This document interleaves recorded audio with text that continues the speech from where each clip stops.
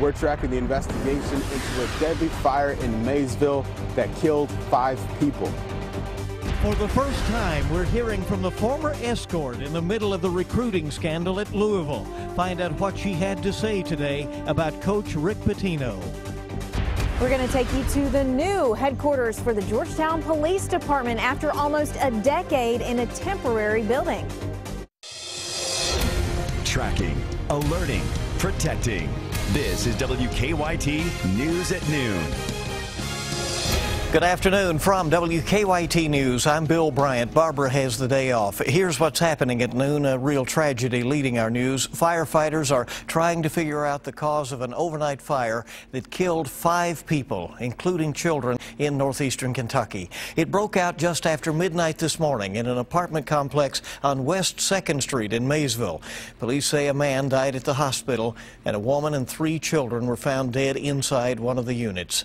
WKYT Sam Smith is live in Mason County now, where an arson investigator is on the scene.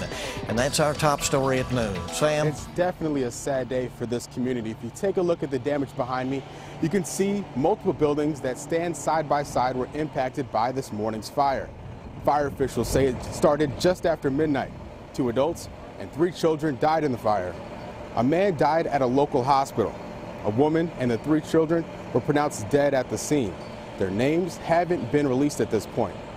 Earlier today, I spoke with the mayor. He says when he arrived on scene early this morning, there was a sea of blue and red lights. Right now, the Maysville Fire Department and Kentucky State Police arson investigators are here on scene. The people we lost, they were people that worked, that took part in the community, you know, and their extended families were great parts. You know, we're all members of, you know, churches, clubs, organizations, you name it. They all took part, you know, in the small town experience. Volunteers with the Red Cross are out here right now helping those displaced by this fire. Live in Maysville, Sam Smith, WKYT. Sam, thank you very much. We've been doing some research, and those apartment homes were built back in 1840, and the city was in the process of renovating them. Updates, of course, on WKYT.com, and we'll have another report in a few minutes from Maysville. Months after a Kentucky mother of 5 disappeared, new details are emerging today about the case. Crystal Rogers has not been seen since July. Her boyfriend, Brooks Houck, has now been identified as a suspect, and his brother, a Bardstown police officer, was fired for interfering in the investigation. Houck sat down with detectives for about 2 hours in an emotional interview during which his brother Nick called him. A week later, Nick was questioned by detectives about that phone call and about reports that neighbors saw him taking something out of his cruiser. A couple spots in the trunk, and that blanket, I mean, just lit up like Chernobyl. Why would that? There's not going to be any blood in the trunk. Okay, well, I did not say blood. I'm talking about other bodily fluids. The officer goes on to say that his brother is not capable of doing what he is accused of. Meanwhile, Rogers' family is scaling back efforts to find the missing mother. The decline in the coal industry is being blamed for another big job loss in southeastern Kentucky today. CSX Railroad is closing its mechanical shops in Corbin, cutting about 180 jobs. The company says the move comes because of reduced demand for equipment maintenance and inspections as a result of the decline in coal traffic through the region. Laid-off workers will receive 60 days of pay and benefits. The Corbin rail yard will remain open with about 100 CSX employees remaining on the job there.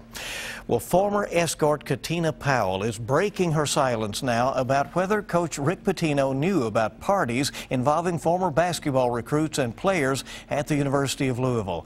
In her book called Breaking Cardinal Rules, she claims dancers were paid to perform and often have sex with players at a dorm on campus between 2010 and 2014. WKYT's Dave Baker is live with us in the studio now with these new developments.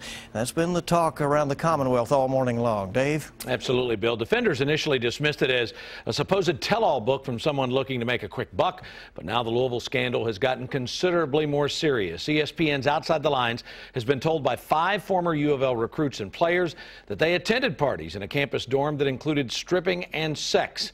They told ESPN that this was paid for by former Cardinals staffer and player Andre McGee. One of those players who spoke to ESPN on the condition of anonymity said, quote, "I knew they weren't college girls. It was crazy. It was like I was in a strip club," end quote. This morning, the self-described escort spoke on camera for the first time with Outside the Lines. The recruit would pick out what girl he wanted. Andre would come to me, tell me what girl the recruit wanted, and I would tell the girl, and she would say her price. I would tell him. He would say, okay, give me the money. I pretty much would sometimes hand it to them, sometimes he'd give it to him, and that was just it. He would take them into another room, and her and the recruit would do what they did behind closed doors. Rick Pitino declined to comment this morning to ESPN, but his son Richard told the network he was 100% certain his dad did not know what was going on. ESPN is airing a one-hour edition of Behind the Lines on this topic today at 1:30. Much more coming up at Sports Bill. All right, we'll see you then. And the University of Louisville Police Department is investigating Powell's claims, and her attorneys are scheduled to meet with the University of Louisville's general counsel at some point today. Well, it is another very pleasant fall day here in the Bluegrass. We have plenty of sunshine, mild temperatures out there, a great Tuesday, and that trend is expected to continue through most of the work week. WKYT meteorologist Micah Harris is live now in our First Alert Weather Center with a look ahead. Yeah, you know, yesterday we finished off in the low to mid 60s, and you know what? We're already there. So we have about 4 more hours of heating left over to really get us going.